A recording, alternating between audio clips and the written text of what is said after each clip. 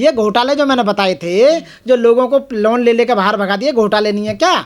आप electoral bond में पैसा ले रहे हो, वो घोटाले नहीं है क्या? 9 उसमें आपने पीएम केयर फंड में पैसा लिया क्या? वो घोटाले नहीं है? वो पैसा घर का हिसाब नहीं दे रहे, जो कुछ भी बताइए आप।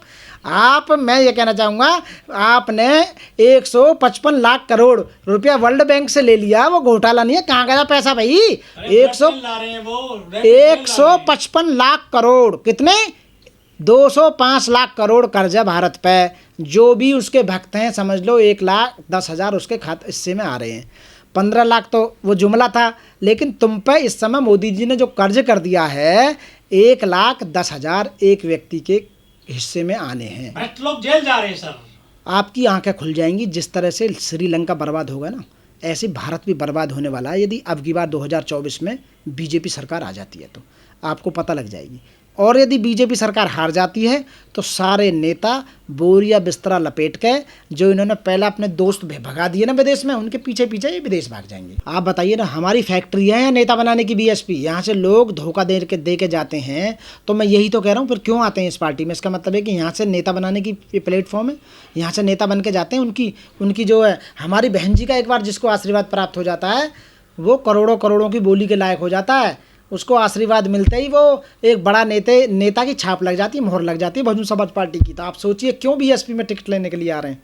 इसलिए तो आ रहे हैं क्योंकि उनकी पहचान बन जाती है। अभी पीछे का एक रिजल्ट बताऊं, जो वो थी हमारी सीमा कुशवाहा जी, वो हमारी प्रवक्ता थी, राष्ट्रीय प्रवक्ता थी बहुजन समाज पार्टी की। जैसे ही राष्ट्रीय प्रवक्ता बनी, उनका कद बढ़ गया। कद बढ़ने के बाद सीधा बीजेपी में चली गई, क्योंकि बीजेपी ने खरीद लिया उन्हें। तो इसका मतलब ये हुआ कि जिस आदमी को हमारी पार्टी से निकलने के बाद में बीजेपी खरीद ली, तो इसका मतलब हमारी पार्टी से जो बन के गया उसकी वैल्यू बढ़ गई।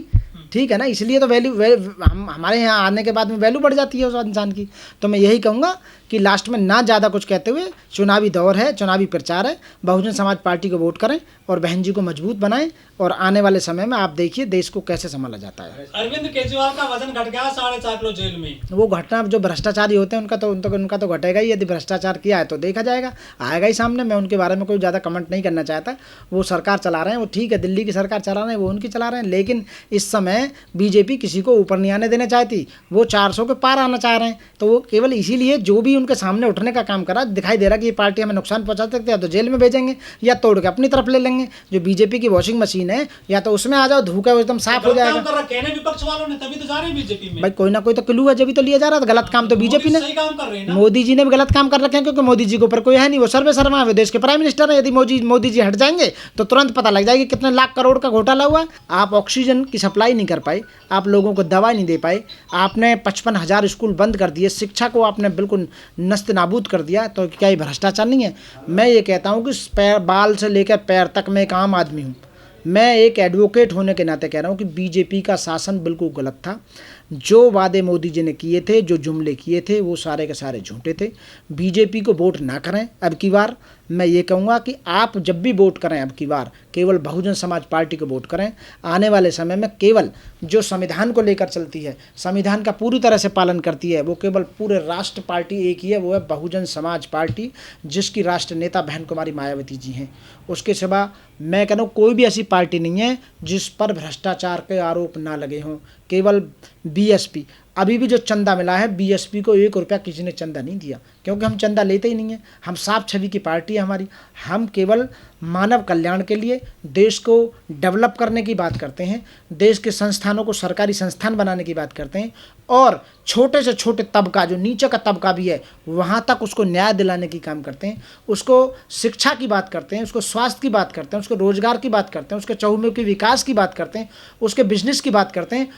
भारत के संपूर्ण राज्यों में मैं कह रहा हूँ, एक बार यदि पूरे देश के सारे वोटर मिलकर बहन कुमारी मायावती जी को देश का प्रधानमंत्री बना दिया जाए, तो देश को कैसे चलाया जाता है, सभी जितने भी तबके हैं, सभी सांप्रदाय, सभी धर्म, सभी जातियों के लोगों का ध्यान रखने का काम किया जाता है बहन जी के कार्यकाल में।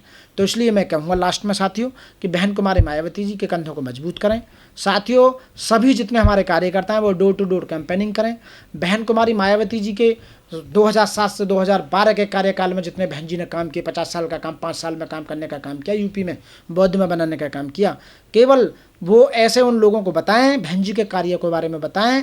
यदि आपको देश को बचाना है, अरे आपको सर कैंडिडेट नहीं मिल रहे हैं बीएसपी को, तो ये सब अफवाह उड़ाई जा रही है, कैंडिडेट नहीं मिल रहे। मेरे बराबर में मैं फोकस करना चाहूँगा कि दिखाएं, मेरे बराबर में एडवोकेट राजेंद्र पाल गौतम जी बैठे हुए हैं, जो हमारे करकरडुमा कोर्ट में बहुत ही प्रतिष्ठित वकील हैं, बड़े भाई हैं हमारे। जिनका नंबर भी लाइन में, कैंडिडेट नहीं मिल रहे। इनमें मैं पूर्वी लोकसभा की बात कर रहा हूँ, यहाँ भी कम से कम 5-6 लोग फॉर्म जमा कर चुके हैं। भाई साहब उसी लाइन में लगे हुए हैं पूर्वी दिल्ली से बहुजन समाज पार्टी के टिकट पर। आप कह रहे हो कि ये तो दिल्ली की बात कर रहा हूँ, जहाँ दिल्ली में सरकार कभी बीजेपी बीएसपी की नहीं रही।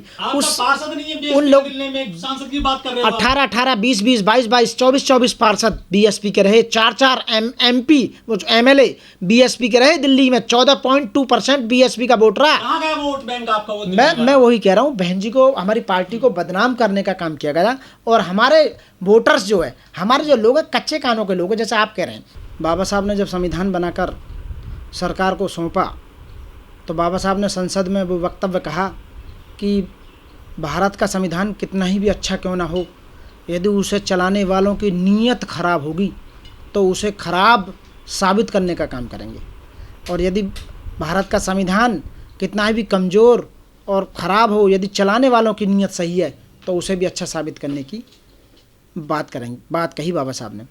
तो मैं उस वक्तव्य के आधार पर कहना चाहूँगा कि आम आदमी पार्टी के सारे जितने भी लीडर हैं वो इस समय जेल में हैं ज़्यादातर। बात क्या है कि जो सत्ता है वो बीजेपी के हाथ में है। ये पूर्ण राज्य का दर्जा नहीं है दिल्ली को, और जानबूझकर यदि भ्रष्टाचार किया भी जा रहा है तो मैं ये कहना चाहूँगा कि जो पीएमएलए में जो अंदर बंद किया जा रहा है, इससे लोकतंत्र की हत्या होती है।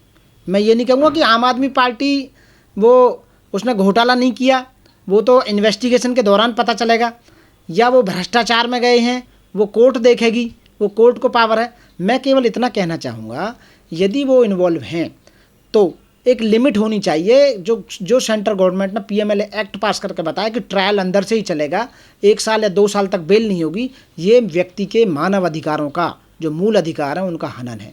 आर्टिकल 21 ऑफ इंडियन कॉन्स्टिट्यूशन का सीधा वायलेशन है। जो सीआरपीसी कहती थी कि 90 दिन और 60 दिन वो बिल्कुल सही थे और ट्रायल चलता रहता था, वो बढ़िया था, वो जो कानून बना रहा है। लेकिन ये कानून गलत कानून बना रहा है।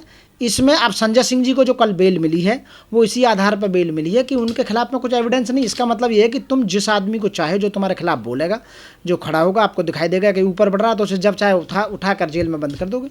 एक विटनेस ने 10 बार स्टेटमेंट दिया, जब तक भी कुछ नहीं मिला। 11वीं बार में आपने प्रेशर में कोई झूठा यानी कि स्टेटमेंट दिलवा दिया और आपने उठा कर बंद कर दिया। ये बिल्कुल नेचुरल ऑफ जस्टिस का वायलेशन है, सीधा नेचुरल ऑफ जस्टिस का वायलेशन है, सीधा। तो अब बीजेपी की बात करता हूँ। क्या आपने जो अपने यानी कि ये चंदा जो लिया आपने इलेक्ट्रल बॉन्ड के थ्रू, क्या वो भ्रष्टाचार नहीं है? आपने उन लोगों से हर फैक्ट्रियों पे ईडी की डलवा के और 300 करोड़ 400 करोड़ 500 करोड़ 100 करोड़ रुपए जो लिया, ये क्या भ्रष्टाचार नहीं है? बताइए आप। क्या आपने अपने बंदों को उनके बदले काम दिया, उनसे पैसा लिया, और कुछ लोगों को बैंकों से आपने लोन दिलवाया जो विदेश भगा दिए गए, उनसे पैसा लिया? क्या भ्रष्टाचार नहीं है? आप बताइए।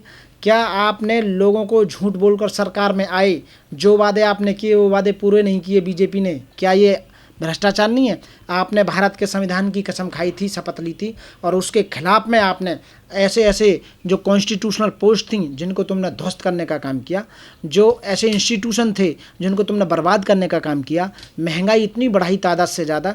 तो मैं ये कहूँगा हमारी पार्टी को बदनाम करने का काम किया जाता है। उन्हें पता है कि भारत का संविधान डॉक्टर अम्बेडकर ने बनाया और उस संविधान को लागू करने के लिए बहन जी ने पूरी जान लगा देंगी।